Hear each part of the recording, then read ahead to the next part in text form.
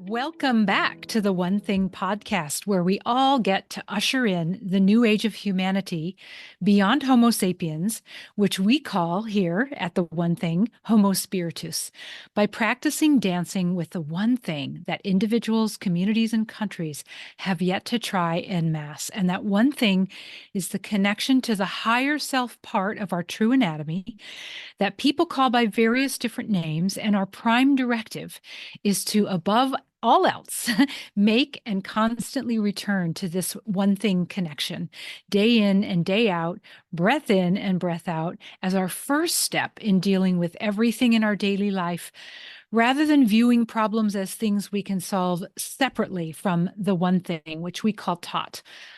And in this episode, which is called Eradicating Evil is an Inside Job, we're going to talk about things like, does evil exist? And if so, what is it really? And what can we do about this? And in this episode, we'll discuss how to bust myths around evil and break free from the delusion that there's nothing any of us can do about it. And first, we'll begin by going through some definitions so you'll know what we mean when we talk about the word evil. Yes, we will. And this is going to be a juicy episode. And the thing to know is that we're treating this really intense issue in a very lighthearted way. We want to start with the question of definitions, because Laurie and I always find that unless we define what we mean by specific terms, people can get into unnecessary misunderstandings simply because they're using different definitions, not necessarily because they're really disagreeing. So let's go into what the dictionary defines evil as and what we mean by evil. Right. So the dictionary defines evil as something that is bad, malformed, malevolent, a malice, something that is malice, oppressed by toil, worthless, burdened, or maltreatment. So if you think about all those things, we all experience all of those things. And so the question becomes, is evil what we have made it out to be, or is it just simply coming out from under the heavy burdens of malformed experiences or feeling oppressed or worthless, right? So that's the dictionary version of evil. Mm-hmm.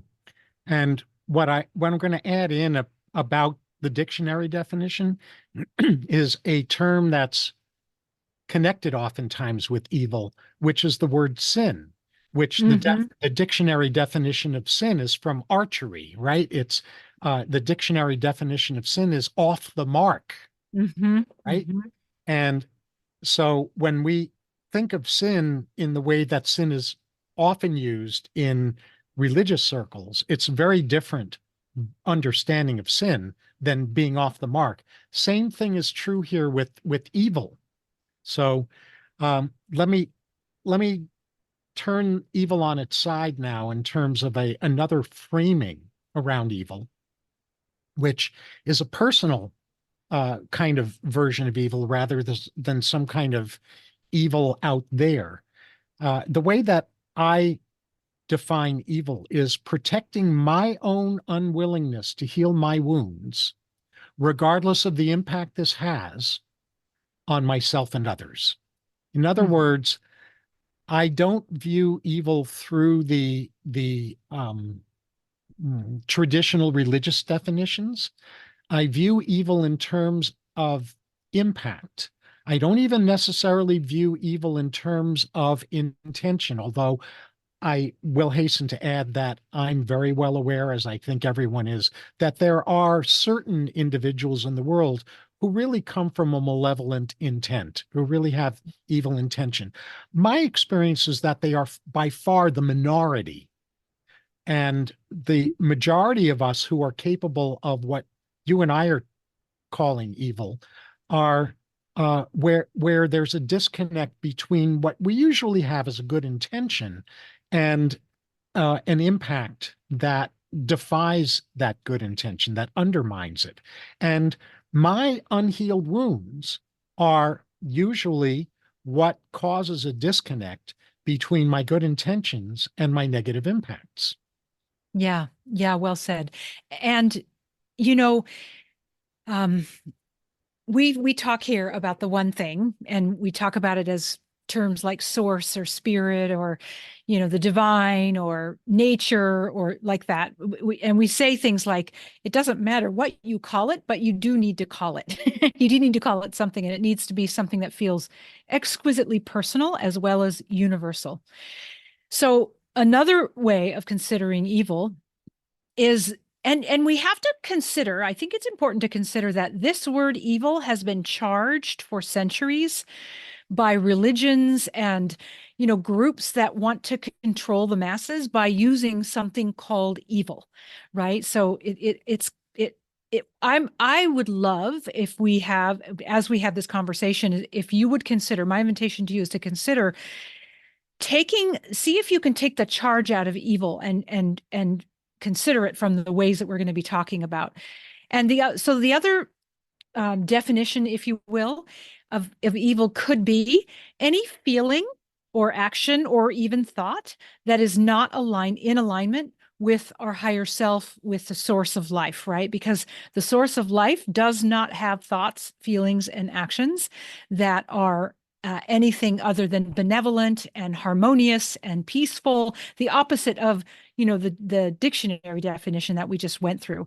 And furthermore, from the realms of light, and this has been you can find this in multiple different sources, and I mean more than five. It's dozens and dozens of sources that are not connected with each other, and that's always sort of in my cynical way. I have to wait for there to be enough sources that I hear something like this from, when it's sort of more on the metaphysical plane, that satisfies me that there's actually some reality to it. And then of course I take it into my heart to feel into the truth of it. And So in from the philosophy and in theology, that's called the perennial wisdom or the perennial philosophy. It's right, the themes that cut across different traditions and are simply worded differently in each tradition, but they get at the same thing. And that's what right. we're going to share here. Right. So from these traditional realms, if you will, and when we uncover all of the human stuff, these realms are, these pathways, these philosophies, these spokes in the wheel that lead to the same place. And that same place is that we're really made up of light particles, right? So from these realms of light, which include like the angelic realms or the archangel kingdoms or the ascended masters and the galactic council for healing.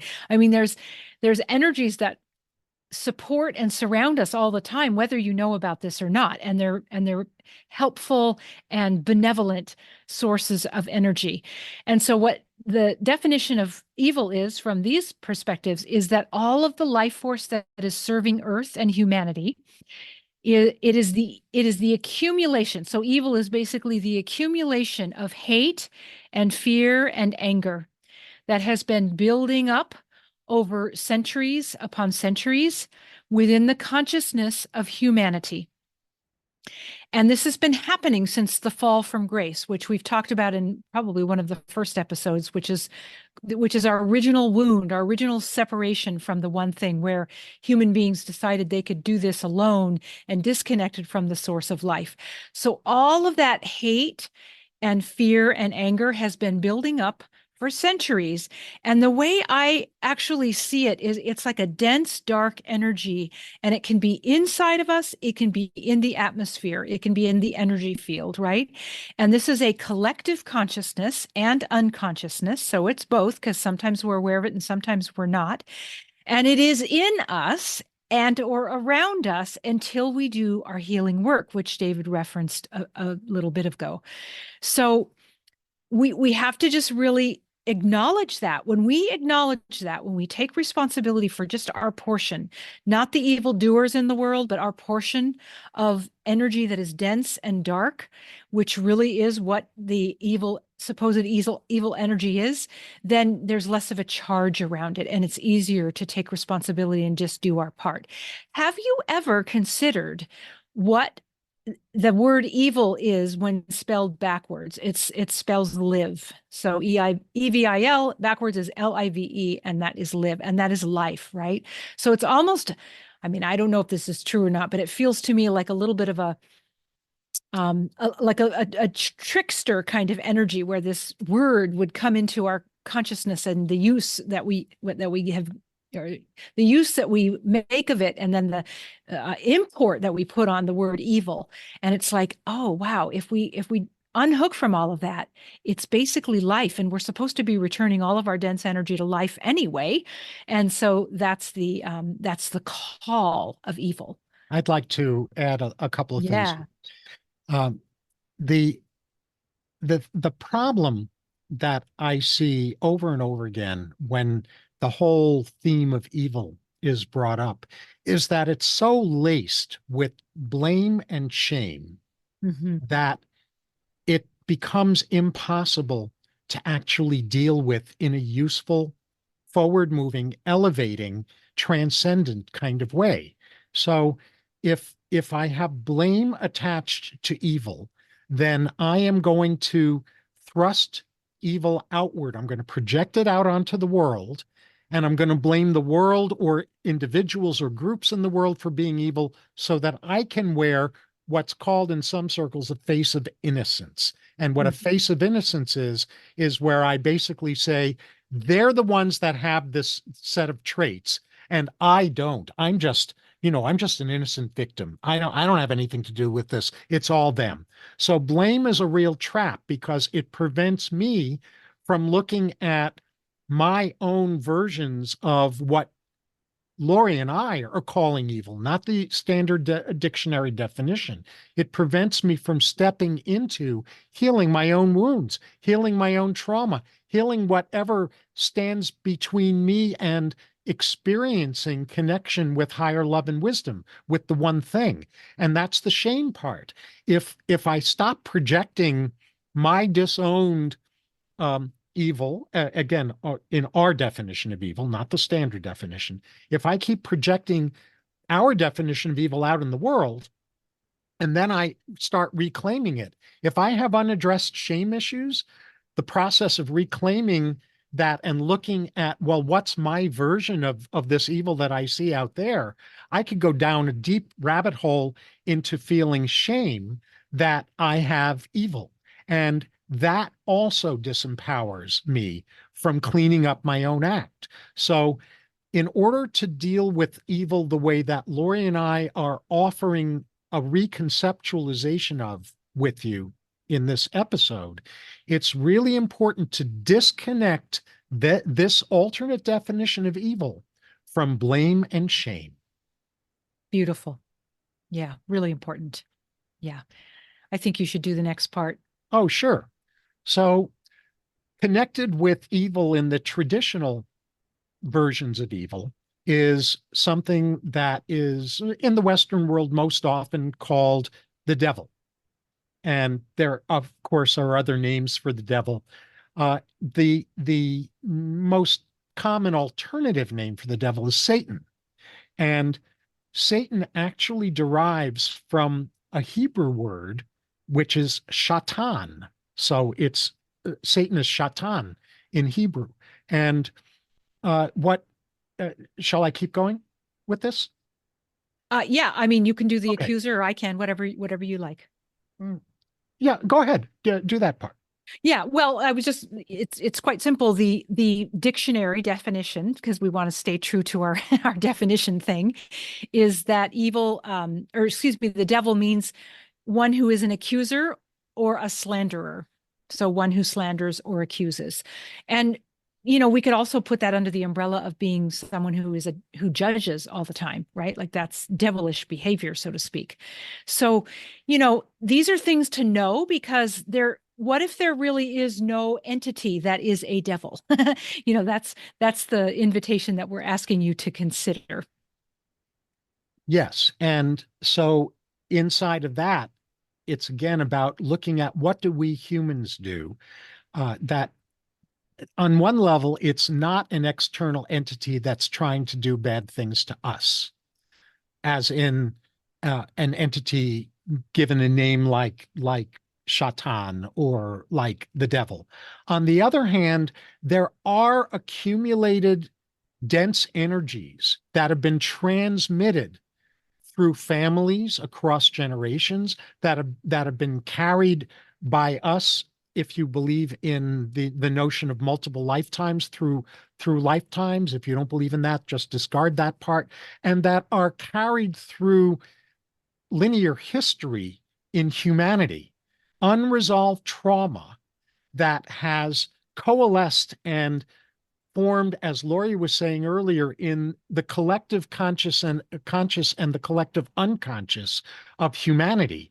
And that kind of energetic configuration or tangle of webs around us, if you will, and I don't mean literally around us, but that's around our consciousness collectively, that if that gets coalesced and materialized into a figure called the devil, we can never unravel it.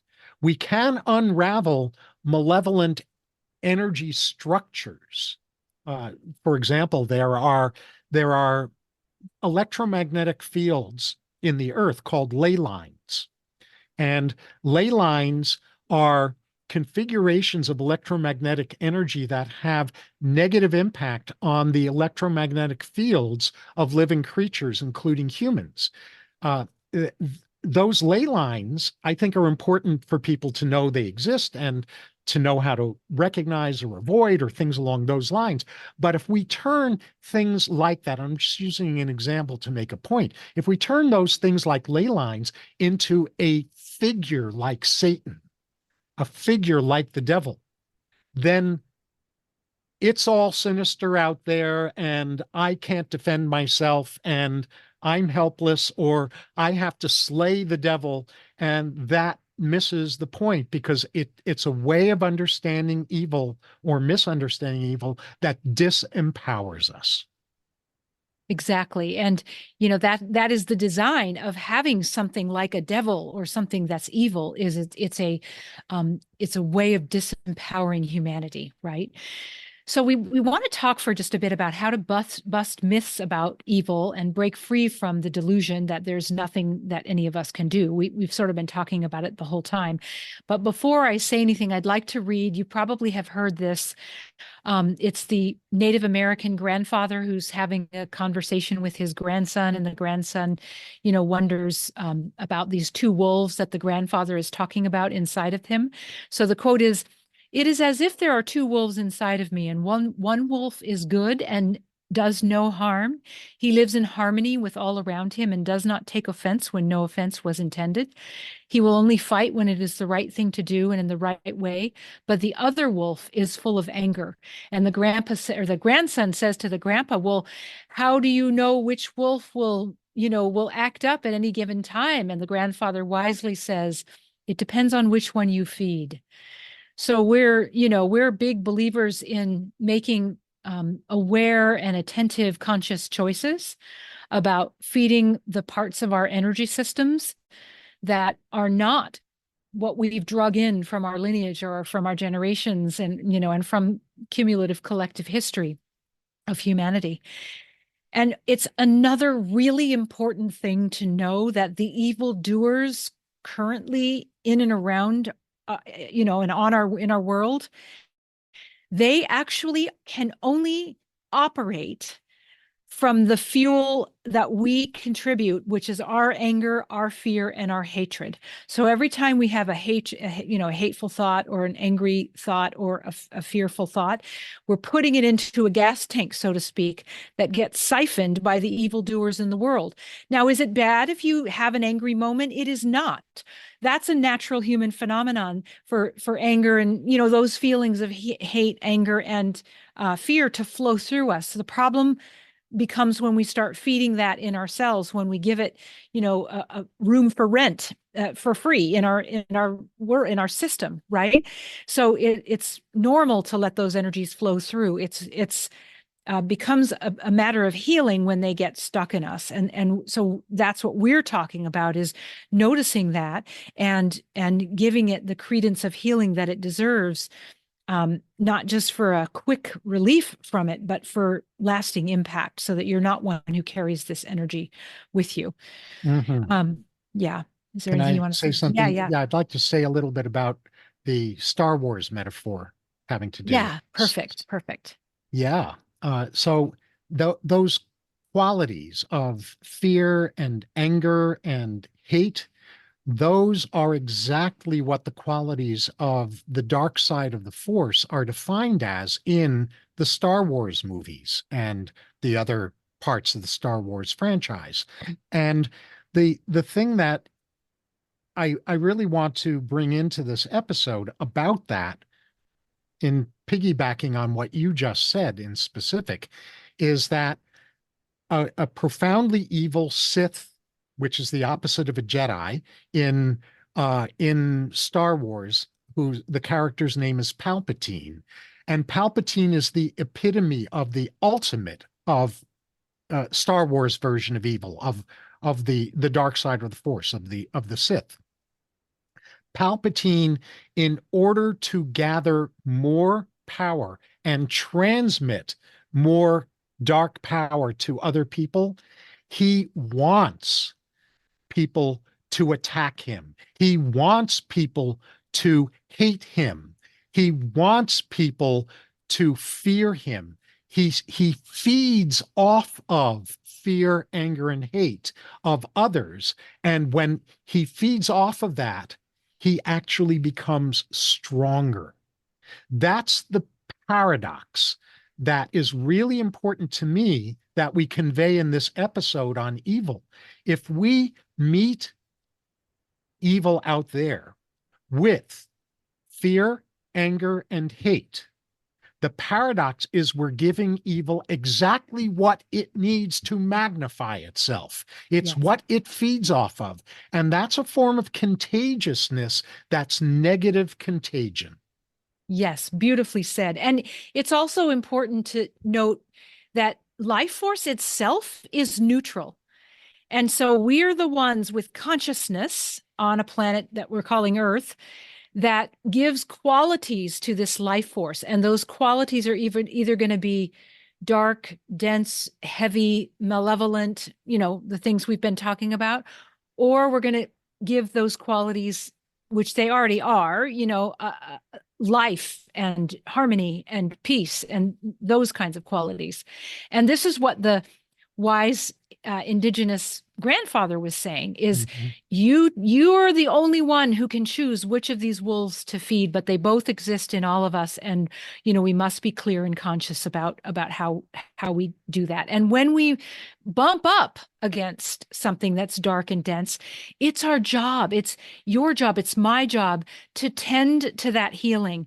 And when we talk about the accumulation of density, we can exchange that energy for that we can exchange the intensity and the density of that energy by way of light. We can transform it, we can alchemize, we can transmute that density by the use of our light and our own life force with the intention of the healing and the transformation. And this is the opposite of evil. And it's just like for anybody who's a Nordstrom shopper, which I'm not, but I do know that they have a very generous return policy. It's just like you go to the return counter and you say, I have this thing and it does not fit me. No problem. We'll give you your money back or you can replace it with something else. We're doing the same thing with our energy. I have this density. I have this suffering. I have this trauma. I have this belief that no longer serves me, and I would like to exchange it for something that works, or like that. So that is really the opposite of evil, and that is a contagion of energy that is a fuel for life, that is more on the positive side of life. And I've said this before, I practically say it in every single episode. I have not found a way to do this kind of work without the connection that I have, that I consciously cultivate with my higher presence and the invitation of the light from that higher presence into me and into the energy that I'm needing to transform. Mhm. Yes. And so this positive contagion, if you think about, so Laurie, you said about the life force is neutral. Yes. And again, to just follow through with the Star Wars metaphor, in Star Wars, it's called the Force, and the Force is neutral. The Force is either utilized on behalf of higher love and wisdom, in which case, in the world of Star Wars, that's what the Jedi do, like Mhm. Luke Skywalker, et cetera, et cetera. Or it's used on behalf of fear and anger and hate, the opposite of higher love and wisdom. And that's what the Sith, like Darth Vader and Emperor Palpatine, do. Yes, exactly. And so let's give some real world examples here. When I'm angry at the world, I'm fueling the contagion of evil. When I hate my body, I'm fueling the contagion of evil. When I am fearful of what is going to happen tomorrow because I don't trust my connection to my higher presence, which is the higher love and wisdom that David just mentioned that we talk about, then I'm giving my life force away, the life force that is gifted to me for this life that's on loan to me. I'm hijacking it and I'm sending it to a tank, a fuel tank that evildoers can siphon the energy from and continue to do evil acts. And I want to say, and this is might feel a little bold, but if you don't think you're a Jedi, if you don't think you're someone like an ascended master who walked, the earth and did good things like a Jesus or a Buddha or any other ascended masters, if you don't think you're one of those people, you're wrong. You wouldn't be here today on the planet if you weren't one of those people. Your soul would not have allowed you to incarnate unless you were one of those souls. So the thing that we must all do is take off these blinders and cast out, I think the Bible says, cast out these ridiculous stories that we make up about how we're so lowly and we don't have the capacity to be a Jedi and wield our light, when in fact we do, and we're supposed to be doing that. In other words, we're all Jedi, and many of us are just walking around in the world pretending we're not. Exactly. Stop pretending. Exactly. And if I can just briefly do one other example Yes. Yes. to ground this in the everyday. So there are particular individuals and groups in the world. Thank goodness, not many of them, but there are particular individuals and groups in the world that I judge to be evil.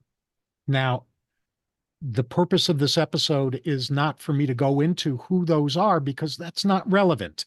What's relevant, and the reason I'm bringing this up, is because when I catch myself judging specific individuals or groups as evil, if I don't take that judgment to higher love and wisdom to be reframed, not as an act of pretending or denial or blinding myself, but to be able to see and look upon those dynamics in the world, in society, in certain leaders through the eyes of love, higher love and wisdom. If I don't do that, then I become negatively contagious. My anger and hatred toward those that I view as evil actually feeds them energetically. Whereas on a practical, everyday level, when I am aware that I'm judging an individual or group as evil, I ask higher love and wisdom to show me what what higher function they don't even probably know they're serving in the evolution of humanity. And so when I look on those that I judge as evil through the eyes of higher love and wisdom, I no longer have fear, anger, or hate about them or toward them or in reaction to them. I have this sense of, oh, I wish humanity didn't need to suffer more deeply before we collectively wake up. And if collectively we need to suffer more deeply, even though certain individuals have reached a tipping point and they're no longer suffering, if collectively we need to suffer more deeply at the hands of these quote unquote evildoers in order to finally reach a point where we wake up and reconnect with the higher love and wisdom that we never left, but we're pretending we're disconnected from, then okay, bring it on. Let's get that happening as rapidly as possible so that we no longer need those projected outward evildoers to wake us the hell up. Yeah, beautiful. Of course. So let's just talk about a couple of takeaways. Is that okay? Yeah. Yeah. So I think the first takeaway is what we started with, which is this idea that actually evil as a definition is just the energy of being off the mark or being under a burden that isn't really our higher self is, but yes, it is part of the collective consciousness, uh the programming, the matrix, if you will, but it doesn't mean we have to stay there, and we don't have to keep projecting that there is something evil outside of each one of us, and that our only job is to tend to what comes up. As David was saying, if you're seeing something in the world and you do feel anger, hate, or fear, then that's a healing piece for you. That's energy that is yours to return to life. And we talk about in other episodes, and David mentioned one of the ways he does that, and I do the same thing. When something shows up in me, I call my higher self in and I say, here's something. I want to give this back to you, and please turn it into a more serving energy, a fuel, a nourishment, if you will, like the feeding of the wolves that will support me in honoring life, not being, not the opposite of that. So that would be one of the first takeaways, I think. And a takeaway that I'll offer on a practical level is watch for, notice, be awake about when there is a congruence, a match between your higher loving intentions and the impacts that you're having on yourself and on others. And be equally aware, without shame, with curiosity, about when there's a disconnection, there's not congruence, there's not alignment, where your higher intentions are not being effectively expressed in ways that have positive impact on yourself or others. And when there's a disconnect between your higher intentions and your unintended negative impacts on yourself or others, that's your opportunity to look at the question of, did I unknowingly disconnect from higher love and wisdom, from top, from source? Am I unknowingly trying to illuminate for myself a piece of trauma, a piece of baggage, a limiting belief, a block that Mhm. stands between me and alignment between my higher intentions and my impacts? Turn yourself into a learning laboratory. Remove the shame and replace it with curiosity, with a desire, with a commitment to, as much as possible, align your higher intentions with the impacts that you have, and to notice when that is not aligned and do the inner work, whatever that is that you need to do to realign your higher intentions and the impacts that you have. Beautiful. Beautiful. And I would say, just on, just a last thing on that is, the only way we can really do that is by staying present, by the practice of being present. And when evil like energy shows up in your awareness, our utter terror is that it's going to take us down. But if you practice this a little bit and you stay present with it, your heart, not your head, but your heart will teach you how actually easy it is to transform, transmute, and alchemize that energy. And then you will feel liberated. And the more you do it, the more liberated you feel. And the more you realize, oh, there's nothing to this evil business. It's just energy. And I get to be a good manager of my energy. Mhm. Yes, a good manager of my energy and a good steward and catalyzer out in the world, because I Yes. am I am acting through love, higher love and wisdom, rather than fear, anger, and hate. So with that, I will say what Laurie said at the end of the last episode, which is, just as was the case here, we didn't know at the end of our last episode what we were going to talk about during this episode, and it dropped in between finishing the last episode and this one. So again, we're currently awaiting guidance from the one thing, from higher love and wisdom about what our next episode should be. And we're looking forward to discovering what that is and offering it up to you. Meanwhile, we enthusiastically invite you to visit totpodcast.net, the website for this podcast, TOT podcast, the one thing, totpodcast.net, to let us know your comments, questions, requests for future episode topics, and any other feedback you may have.